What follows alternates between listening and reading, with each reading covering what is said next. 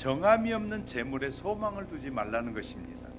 성경은 사람들에게 말하기를 정함이 없는 재물에 소망을 두지 말고 오직 우리에게 모든 것을 후히 주사 누리게 하시는 하나님께 두라, 소망을 두라고 말씀하셨습니다. 재물은 무지개와 같아서 멀리서 보면 아름답지만 가까이 가면 허무한 것이 재물이다 라고 말합니다. 재물은 사막의 신기루와 같아서 그것을 잡으려고 자꾸 쫓아간 만큼 멀어지다가 결국에 신기루가 사라지고 나면 그 사람은 그 길을 잃어버리고 방황할 수밖에 없다는 것입니다. 가장 좋은 방법은, 잘 보세요, 가장 좋은 방법은 내가 가만히 있어도 돈이 나를 따라오는, 재물이 나를 따라오게 하는 것입니다. 내가 재물을 따라서 막 움켜쥐면 지으려고 할수록 그것은 나를 비참하게 만들지만, 내가 가만히 있어도 돈이 와서 따라 붙게 하나님이 축복해 줄 수밖에 없는 사람이 될 때 이것이 복된 인생이라는 거예요. 그러므로 신자가 재물에 소망을 두고 재물을 쫓아다니면 돈도 놓치고 신앙도 잃어버리고 맙니다. 그래서 주님은 디모데전서 6장 9절에서 부하려 가는 자들은 시험과 월무와 여러 가지 어리석고 해로운 욕심에 떨어지나니 곧 사람으로 파멸과 멸망에 빠지게 하는 것이다 라고 말씀해 주고 있습니다. 민수기 16장에 가보면 하나님의 사람이었던 모세를 대적한 사람들이 일반 회중이었습니까? 아닙니다. 이스라엘 총회와 회중들로부터 택함을 받은 이 유명한 족장들이었어요. 족장들. 넉넉하다, 교만하여 넘어지고 손해를 보기보다 차라리 가난한 게 낫습니다. 배웠다고 교만하다가 버림받기보다는 차라리 못 배워서 겸손하게 순종하는 삶을 사는 것이 더 아름답습니다. 많이 아는 것으로 교만해진 사람들이 얼마나 많이 있는지 모릅니다. 은혜 받았다고 교만하고 하나님의 사람을 대적하고 멸망당하니 차라리 은혜를 적게 받는 것이 낫습니다. 은혜 많이 받았다고 하면서 어느 날 자기가 하나님의 사람들을 평가하고 판단하다가 멸망당하거든요. 은혜 많이 받은 것은 더 겸손하게 잘 섬기라고 하나님이 주신 것이지, 누구를 판단하고 자기 생각대로 아니라고 남에게 함부로 평가라고 주신 은혜가 아니란 말이에요. 은혜를 잘못 받은 것이에요. 은혜를 정말 하나님이 주신 큰 은혜를 받으면 너무너무 감사해서 무슨 말씀을 하시든지 믿음으로 사는 것이거든요. 그런데 우리가 잘못된 은사를 받으면, 잘못된 은혜를 받으면 자기가 판단하는 자가 되는 거예요. 자기가 교회의 주인이 되는 거예요. 이건 심각한 문제가 얼마나 많이 일어나고 있는지 몰라요. 차라리 은혜를 적게 받은 것이 훨씬 나을 수 있어요. 왜냐하면 하나님의 말씀에 순종하는 것이 더 훨씬 복되기 때문에. 더 귀한 사람은 부자가 되어도 겸손한 사람입니다. 배웠어도 겸손히 섬길 줄 아는 사람입니다. 은혜 받으면 받을수록 더 낮아지는 것이, 그리고 겸손하게 섬기고 하나님 앞에 믿음으로 기도하는 것이 은혜 받은 자의 진실한 삶의 모습이라 그 말이에요. 그래서 잠언 23장 4절 5절에 보면 부자가 되기에 애쓰지 말고 내 사사로운 지혜를 버릴지어다. 부자가 되려고 눈에 저울을 숨기고 거짓말을 하고 사기를 치고 주의를 지키지 않고 이렇게 사사로운 지혜를 써서 머리를 굴려봐야 재물은 독수리처럼 날개가 달려서 날아가 버린다는 것이. 재물은 내가 쫓아가면 쫓아갈수록 자꾸 날아가는 것이 재물이라는 거예요. 하나님께서는 에레미야를 통해서 경고하시기를, 에레미야 17장 11절에서 불의로 치부하는 자는 자고새가 낫지 아니한 알을 품은 같아서 그의 중년에 그것이 떠나겠고 마침내 어리석은 자가 되리라 라고 말씀하고 있어요. 하나님께 소망을 두고 신앙으로 살아가면 돈은 돌고 돌아서 하나님의 마음에 맞는 자의 품에 들어오게 된다는 거예요. 하나님은 이 사람들이 버는 돈을 통해서 하나님의 자녀가, 하나님의 뜻대로 사는 자녀가 있으면 세상 사람이 버는 돈이라도 그 자녀의 주머니로 들어가게 하시는 분이 하나님이라는 거예요. 우리 이걸 믿고 사는 것이거든요. 전도서 2장 26절에 하나님이 죄인에게는 노고를 주시고 고단한 인생을 주시고 이것들을 쌓아두었다가 하나님이 기뻐하는 사람에게 주신다. 그러나 하나님의 재물을 쌓아두었다가 하나님이 기뻐하는 사람에게는 부어주신다라고 말씀하고 있어요. 우리가 하나님께 소망을 두고 말씀대로 살아갈 때 신명기 28장에서 약속하신 대로 성읍에서도 복을 받고 들에서도 복을 받게 되고 들에 나가서도 복을 받게 된다는 것입니다. 할렐루야. 다시 말해 우리의 삶 전체 속에서 복을 받게 된다는 것입니다. 예수님께서는 마태복음 19장 23절 4절에서 부자는 천국에 들어가기가 어려우니라 약대가 바늘기로 들어가는 것이 부자가 하나님의 나라에 들어가는 것보다 쉬우니라고 말씀하셨어요. 이는 부자가 재물에 소망을 두고 참 소망을 저버린 것에 대한 경고의 말씀입니다. 바울도 이와 같은 의미로 본문에서 부자들에게 경고하는 것이 부는 결코 확실한 것이 못 된다는 것입니다. 언제 없어질지 모르기 때문이라는 것이에요. 그리고 덧없는 것입니다. 그래서 예수님께서는 마태복음 6장 20절 21절에서 보물을 하늘에 쌓아두라 내 보물이 있는 곳에 내 마음도 있느니라 하셨어요. 그 참된 것은 소망, 참된 것에다 소망을 두라는 말입니다. 우린 참 소망은 하나님이십니다. 우리 교회 집사님 중에서도 주식에 손댄 분이 계셨잖아요. 결국 아버지 집까지 다 팔아서 아파트까지 팔아서 다 날리셨는데 어느 날 막 어렵다 그래서 제가 신방을 갔어요. 신방을 가서 이 사모하고 가서 간절하게 기도해 줬어요. 그 다음날 갑자기 전화가 왔더라고요. 목사님 갑자기 주식이 올랐는데 어제 목사님 와서 기도해 주고 나니까 굉장히 많이 뛰었는데 자기가 손해본 것을 거의 다 채워졌다는 거예요. 그래서 제가 전화 받으면서 빨리 손 떼야 되겠어요 그랬거든요. 그랬더니 목사님 한 번만 더 그러더라고요. 그래서 제가 그러면 어제껏 뛴 것만큼이라도 하나님 앞에 감사 헌금해 그랬더니 한 번만 더 뛰면요 그러더라고요. 그런데 그것으로 끝났어요. 하나님 앞에 드리는 것도 없고 모든 것이 다 날아가 버렸어요. 우리는 욕심을 버리지 말아야 되거든요. 욕심을 잘 버려야만이 우리가 부자가 될 수 있는 거예요. 이렇게 한번 예를 들어보려고 평범한 신앙생활하며 살던 어느 집사님이 어느 날 로또 복권에 당첨이 돼서 30억 원이 당첨됐어요. 이 집사님 신앙생활에 어떤 변화가 생길 것 같습니까? 옷이 첫 번째 달라지고 자세가 달라지게 될 것입니다. 사람에 대하는 태도가 달라지면서 헌금도 처음이니까 꽤 많이 할 것이라고 생각합니다. 전교인들에게 소고기로 회식도 한번 시켜줄 수 있을 겁니다. 왜? 믿음이 있으니까. 몇 주가 더 지났습니다. 새 차를 타고 교회에 옵니다. 사업에 일이 있다고, 골프에 약속이 있다고, 그런 등의 이유로 예배에 종종 빠지기 시작합니다. 몇 주가 더 지나자 교회에서 이 집사님을 아예 볼 수 있을까요? 아예 교회에 나오지 않을 가능성이 매우 높아집니다. 만약 이 이야기가 여러분의 이야기라면 나는 절대로 그렇지 않다라고 장담하실 수 있을까요? 우리 하영교회 성도 중에서는 그런 분이 없다는 것을 확실히 알기 때문에 말씀드린 거예요. 그렇지만 준비가 안 된 상태에서, 그릇이 안 된 상태에서 갑자기 큰 부자가 되면 그런 일이 일어날 가능성은 너무 높다는 사실을 우리는 배워야 할 것입니다. 주일을 범하고 한 달 동안 뛰어보아야 손에 잡히는 것이 무엇일까요?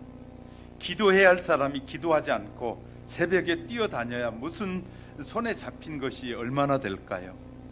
주님 떠나고 말씀을 떠나서 아무리 애써봐야 소용이 없는 것입니다. 이 사업 저 사업 업종을 바꾸어 봐야 헛수고할 것입니다. 장소를 바꾸고 동업자를 바꾸어 봐도 문제가 해결될 수 없습니다. 왜 그렇습니까? 문제는 거기에 있는 것이 아니라 바로 자신에게 있기 때문이라는 것입니다. 먼저 하나님께 소망을 두어야 한다는 거예요.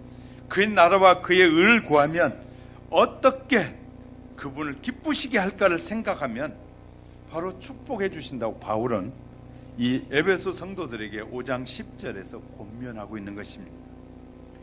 우리는 성도들이라면 당연히 예수님은 이런 때에 어떻게 하셨을까 고민하고 궁리해 보셔야 됩니다.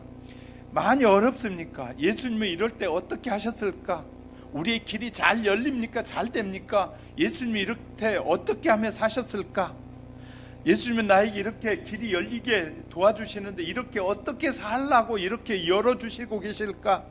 내가 안 될 때 왜 예수님은 내가 안 되도록 이렇게 도와주시지 않는 이유는 어디 있을까? 우리는 예수님께 묻고 예수님께 해답을 요구한다면 반드시 살 길이 열려질 것이고 그 길은 형통한 길의 삶을 살게 될 것입니다. 그러나 자기의 머리를 의지하고 세상 사람들을 의지하고 세상 사람들의 지식을 의지하고 세상 사람들의 지혜를 의지하면 그는 반드시 무너지게 될 것입니다. 그것이 성경이 우리에게 말씀하시는 권고입니다. 그러므로 저와 여러분 해결책이 뭐냐면 예수님께 소망을 둬야 돼요. 어떤 환경에서든지 예수님께 소망을 두고 살면 주님은 저와 여러분의 인생을 늘 아름답게 인도하신 분이라는 사실을 믿으시기를 주님의 이름으로 축복합니다. 세 번째는 선한 사업의 재물을 사용하는 자가 되라는 것입니다. 부자의 올바른 길은 본문의 18절에 보면 선한 일을 행하고 선한 사업에 부하고 나누어지기를 좋아하며 동정하는 자가 되게 하라. 바울은 부자들에게 재물에 소망을 두지 말고 하나님께 소망을 두고 권고한 후에 부자의 올바른 길이 무엇인지를 제시하는데 하나님께서 재물을 인간에게 주신 목적은 그것을 가지고 악한 일을 사용하라는 것이 아니고 개인의 자기의 영달을 위해서 사용하라고 주신 것이 아니라고 말하고 있어요. 성경 우리에게 분명히 가르쳐주고 있어요. 그것은 선한 목적을 위해서 주셨는데 즉 가난한 자를 구제하고 불쌍한 자를 도와줄 뿐만 아니라 고아와 과부를 돌보아 주어야 한다라고 요한일서 3장 17절에도 권면하고 있습니다. 그럼 부자는 재물을 가지고 선한 일에 힘써야 한다는 것이죠. 그래서 바울은 선한 일을 행하고 선한 사업에 부유한 자라고 했는데 부자는 이기적이며 세속적인 마음을 버리고 사랑을 베푸는 자비로운 마음을 가져야 된다는 것입니다. 우리가 넉넉해지면 질수록 자꾸 나에게 많이 쓰려고 하지 말고 다른 사람에게 쓰려고 하면 하나님이 더 넘치도록 부어주신다는 거예요. 할렐루야. 이것이 성경의 약속입니다.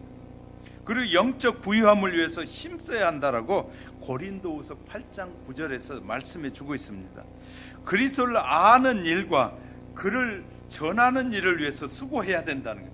마게도냐 교인들이 가난한 가운데서도 선한 사업에 부했던 것은 부자들에게 훌륭한 모범이 됩니다. 마게도냐 성도들이 가난했음에도 불구하고 남을 돕고 이 바울이 선교하는 선교 현장에도 막 도와드렸어요. 그러면서 선교할 수 있도록 받침을 해줬다는 거예요. 그들이 부자라 그런 것이 아니라 가난한 중에서도 그렇게 했다는 거예요. 그래서 그것이 부자들에게 모범이 될 정도로 바울은 모범적인 일이라고 설명하고 있는 것입니다. 거룩한 부자는 돈을 잘 버는 사람이 아닙니다. 우린 잘 아셔야 돼요. 돈을 바르게 쓰는 사람이 부자다. 돈을 쓸 줄 아는 사람이 부자라는 것이, 돈을 바르게 벌기 어렵지만 바르게 쓰기도 또한 어렵다는 것입니다. 버는 것도 힘들지만 쓰는 것도 보통 일이 아닙니다. 어디에다 써야 하나님께 영광이 되는지, 잘못 쓰면 자기에게 영광이 되고 잘못 쓰면 그것이 더 나쁜 일에 쓰여지는 재물이 되면 안 되거든요. 그렇기 때문에 이게 버는 일도 힘들지만 쓰는 일도 아주 중요한 것이에요. 오늘날 자식들의 교육하면서 그렇잖아요. 자식들에게는 막 펑펑 주잖아요. 그냥 그러면 그 펑펑 주는 것이 좋은 건 줄 착각하는데 그것이 그 자녀를 잘못되게 만든다는 것을 잘 모르더라고요. 옛날보다 교육이 지금 잘한다고 말하잖아요. 발전했다고, 더 많은 지식을 아이들에게 잘 가르친다고 하잖아요. 그런데 요새 자식들이 훨씬 더 부모에게 나쁜 짓을 하고 부모를 우습게 여기는 자식들이 훨씬 많아졌어요. 옛날보다 훨씬 더 자식들이 엉망인 자녀들이 많아져요. 왜 그럴까요? 왜? 더 좋은 지식, 수많은 지식을 배웠는데 옛날에 조금 한자 배우면서 배웠던 조그만 학문의 사람들은 부모를 공경하고 잘 따르고 순종했는데, 요새는 그렇게 많이 배우고 유학까지 보내고 막 그래서 공부시켜놨더니 부모에게 대항하는 그런 자녀들이 많아지는 것은 이 지식은 잘못된 지식 아니겠어요? 그러니까 우리는요, 어디에다 돈을 쓰는 것이 정말 바람직한 것인지를 아는 것이 너무 중요하다고 말이에요. 자, 우리는 성경에 원칙이 있거든요. 하나님께서는 사람이 무엇으로 심든지 거두게 한다라고 갈라디아서 6장 7절을 통해서 말씀하고 계셔요. 우리가 기회가 있는 대로 모든 얘기, 특히 믿는 성도들이 선을 행하는 이것은 믿음의 이 심음의 원리라는 거예요. 믿음으로 심는 원리라는 것입니다. 적게 심는 자는 적게 거두고 많이 심는 자는 많이 거둔다고 고린도후서 9장 6절에서 말하고 있습니다. 하나를 심으면 열을 거두는 것이 아니라 하나를 심으면 적게는 100배, 또 60배, 30배 이렇게 거두어진다는 것입니다. 하나님은 솔로몬을 통해서 말씀하시기를 잠언 11장 24절에 흩어 구제하여도 더욱 부하게 되는 일이 있나니 과도히 아껴도 가난하게 될 뿐이라. 막 흩어서 가난한 사람에게 막 구제를 했는데 이 사람은 계속 부자로 사는 거예요. 그런데 아끼고 아껴가지고 그거 안 주고 막 했는데도, 그런데도 가난하다는 거예요. 그럼 어떻게 사는 것이 지혜로운 것이냐를 하나님은 솔로몬에게 말씀하고 있다 그 말이에요. 누가복음 16장에 나온 부자는 심은 것이 하나도 없었습니다. 그래서 영원한 나라에 거둘 것이 없었어요. 그래서 영원한 나라에 가서 거둘 것이 없어서 이 멸망의 자리에 멈춰 있을 수밖에 없었는데, 반면에 거지 나사로는 이 땅에서 초라한 삶이었지만 아브라함의 품에 안겨 있었다는 사실을 우리에게 가르쳐주고 있는 것입니다. 자, 선한 사업은 19절에 보면 이것이 장래. 선한 사업은 어떻게 영향을 미치느냐, 선한 사업이 장래에 어떤 영향을 미치느냐라고 쓰고 있는데, 19절에서 장래, 이것이 장래 자기를 위하여 좋은 터를 쌓아 참된 생명을 취하는 것이니라. 야, 이 말씀 보니까 우리가 선한 일을 하고 남에게 베푸는 것이 결국은 믿음으로 하면 그것이 전부 다 자기에게 축복이 된다. 이 땅에서 우리에게 하나님이 맡겨준 그 많은 기회들에 그 기회를 활용하여 썼더니, 그것이 벌리는 대로 막 베풀고 썼더니 그것이 자기에게 참된 터를 쌓을 뿐만 아니라 생명을 취하게 된다. 부자는 자기들이 소유한 넉넉한 재물로 가난한 사람들을 돕는다고 해서 결코 부가 없어지는 것이 아니라는 것입니다. 없어지는 것이 아니라. 얼마나 놀라운 사실인지 몰라요. 그래서 성경을 보면서 깜짝깜짝 놀라는 것이에요. 절 보세요. 주머니에 지갑이 있으면 지갑에서 주고 나면 지갑은 비잖아요. 빈다고 생각. 이것이 보통 사람들의 생각이에요. 내가 베풀고 나눠주고 나면 하나님이 그 지갑을 채우신다. 하나님이 채워주신다. 또 쓸 수 있게 다른 사람에게 자비를 베풀고 다른 사람에게 구제할 수 있도록 뭐 한다고요? 하나님이 채워주신다는, 이런 놀라운 원리들을 우리가 깨달아가는 것이 중요하다는 사실입니다. 바울은 선한 사업을 통해서 얻게 되는 영적 부를 참된 생명을 취하는 터가 된다고 말했는데, 이것이 기초하여 부자는 아름다운 영생을 얻게 되는 것이다. 물론 이 말이 행위를 통해서 영생 얻는다는 말이 아닙니다. 구원은 오직 예수 그리스도를 믿음으로만 되는 것인데, 이런 것이 그를 풍요로운 축복을 누리게 하는 것이다. 왜냐하면 보세요, 믿음으로 살다, 믿음이라는 것은 행위로 이어져 가는 것이기 때문에 믿고 행한 그 행함을 통해서 자기를 풍족하게 만드는 것이다. 믿음은 구원을 얻는 것이라면 행함은 상급과 연관이 돼 있다. 할렐루야! 잘 하셔야 돼. 믿음은 구원과 연관이 있어요. 그래서 믿으면 구원을 얻어요. 그럼 행함은 뭐냐면, 행함은 자기의 상급과 연관이 돼 있어요. 그렇게 행하게 되면 자기의 상급이 쌓여져 간다는 것을 우리에게 분명하게 가르쳐주고 있는 것입니다. 예수님께서도 마태복음 10장 42절 누구든지 제자 이름으로 이 소자 중에 하나에게 냉수한 그릇이라도 주는 자는 내가 진실로 너희에게 이르노니 그 사람이 결탄코 상을 잊지 아니하리라 라고 가르쳐 주셨어요. 거룩한 부자들은 가난한 자들과 불쌍한 자들을 위해서 그들의 재물을 쓰는 것인데, 그런 행동으로 그리스도께서 원하신다는 사실, 그리스도가 그것을 원하신다고 우리에게 가르치고 있어요. 그리스도께서는 선한 사업으로 하늘의 재물을 쌓아두는 자를 잊지 않으실 것입니다. 그러므로 부자들은 그들의 부함으로 선한 일을 행하고 나눠주기를 좋아할 뿐만 아니라 동정하는 자가 될 때 축복이 이어지게 된다. 우리가 하나님께서 주신 재물을 하나님의 뜻대로 쓰지 않고 나만을 위해 쓸 때 어떻게 될까요? 절 보세요. 중요한 이제 마지막 정리해 보려고 합니다.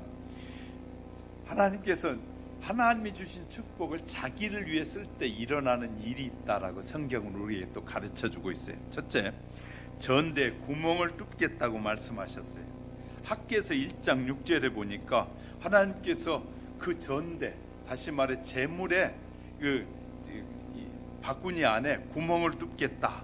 이 말은 전대, 즉 돈주머니에 구멍을 뚫어 놓으면 소리 없이 솔솔솔 빠져나가는, 이상하게 벌기는 많이 벌었는데 이득이 없다면 하나님이 그 전대 구멍을 뚫는 것으로 알으라는 거예요. 이해가 되셨어요? 이게 너무 중요한 내용들이기 때문에 제가 조금 반복해 설명을 드리는 거예요. 두 번째는 하나님께서 불어버리시면 불어보시겠다. 그러니까 하나님께서 주신 것을 하나님의 뜻대로 쓰지 않으면 하나님이 불어버리시겠다고 학개서 1장 9절에서 말하고 있어요. 이 말은 뭐냐면 구멍을 뚫어놓은 곳으로 솔솔 빠져나가도 깨닫지 못하면 하나님 불어버리신, 이때 불어버린다는 말에는 이런 의미가 가지고 있어요. 동전만 남고 종이는 다 날아간다는 말이에요. 자, 동전이 큽니까? 종이가 큽니까? 여러분 잘 알죠? 우리는 가장 큰 동전은 500원짜리, 그런데 종이는 5만원짜리, 그죠? 수표는 100만원짜리도 있고 1000만원짜리도 있잖아요. 자, 그러면 불어버린다는 것은 이제 조금만 남는다는 거예요. 겨우 먹고 살 만큼만 남겨주신다는 거예요. 애쓰고 힘썼는데 푼돈만 남는 것. 어리석은 사람은 하나님께서 도로 빼앗아 가시겠다는 말이잖아요. 하나님이 이렇게 혹시 불어버리실지 모르니까 우리가 조심해야 된다. 세 번째는 그래도 깨닫지 못하면 그렇게 깨닫지 못하고 어리석은 사람은 하나님께서 도로 빼앗아 갈 것이라고 호세아서 2장 9절에서 그렇게 하나님이 줌에도 불구하고 그것을 제대로 사용하지 못하면 하나님께서 빼앗아 가신다. 자, 하나님께서 주신 재물을 빼앗고 주신 건강도 빼앗아버리고, 그리고 하나님께서 소중한 가정도 빼앗아버리고 땀 흘려 아름답게 읽어놓은 사업도 모두 빼앗을 것이라는 거예요. 하나님이 다 빼앗는다. 그러므로 하나님께서 우리에게 풍족히 주셨을 때 주신 분이 누군지를 바로 알라는 것이, 내가 나를 생각해봐도 이런 축복을 받을 만한 그런 그릇이 못 되는데 하나님이 이렇게 해준 것 돌아보니까 너무 감사하구나. 내가 내 처지를 돌아볼 때 참 이만한 축복을 누릴 것이 못 되는구나. 제가 아파트로 이제 이사해서 이제 1년 조금 넘게 살았잖아요. 참 편리한 것이 많아요. 그러면서 저는 가만히 생각해 봤어요. 우리가 빌라에 살 때도 행복했는데 아파트에 살면서 내가 더 감사하지 못하고 있지 않는지. 더 편하고 쉬워요. 얼마나, 여기 빌라에 살 때는 반지하니까 비가 오면 혹시 물이 들을지 않을까 걱정이 되더라고요. 왜냐하면 물난리는 저는 서너 번 당해봤거든요. 물난리 당해서 짐을 끄집어내고 다 물에 빠진 그 짐을 버려야 하고 하는 그런 걸 경험해 봤잖아요. 망원동에 살 때도 그래 봤고, 또 여기 풍납동에 와서도 또 성도들의 짐을 막 빼주러 청년 때 다니면서 막 다 물에 젖어가지고 쓸 수가 없고 똥물에 젖어가지고 막 냄새가 나고 할 때, 그때 생각해 보면, 그래서 지하에 사니까 혹시 물이 들어오지 않을까 그런 걱정했는데, 이번에 막 그리 비가 많이 와도 이 아파트에 가니까 걱정이 안 되는 거였죠. 왜냐하면 하나님, 그래서 내가 정말 내가 이럴 만한 가치도 없는데 하나님이 너무 많이 있는 걸 주셨구나 하고 생각하니까 너무너무 감사하더라고요.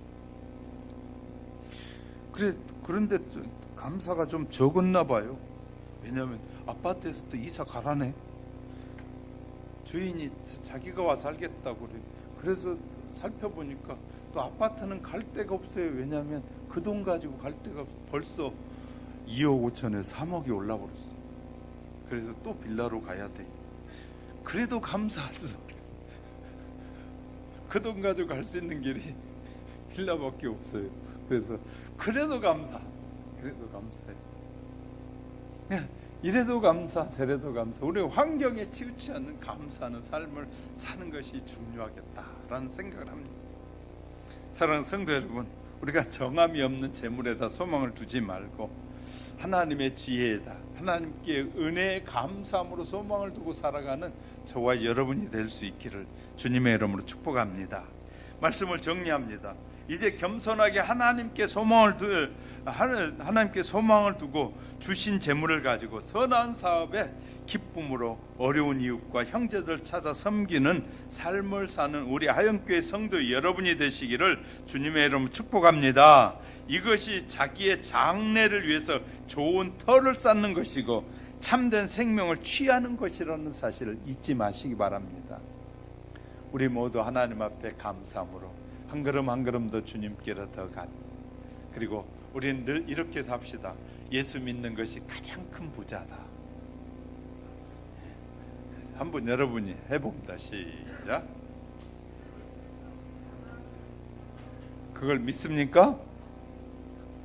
예수 믿는 것이 가장 큰 부자라고 늘 고백하며 살아가는 저와 여러분이 될 수 있기를 주님의 이름으로 축복합니다. 기도하겠습니다. 고마우신 하나님 아버지, 은혜를 감사합니다. 오늘도 우리에게 귀한 말씀을 주셨습니다. 우리는 우리 자신을 돌아보면서 내가 받을 만한 축복보다 더 넘치게 부어주신 하나님의 은혜에 진심으로 감사해요. 우리 마음을 다하고 뜻을 다하고 성품을 다하여 섬기는 하나님의 신실한 일꾼들이 되도록 축복해 주옵소서.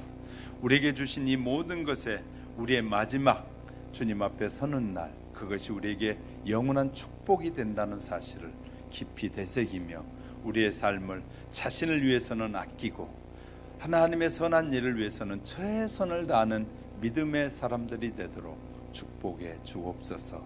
예수님의 이름으로 기도드립니다.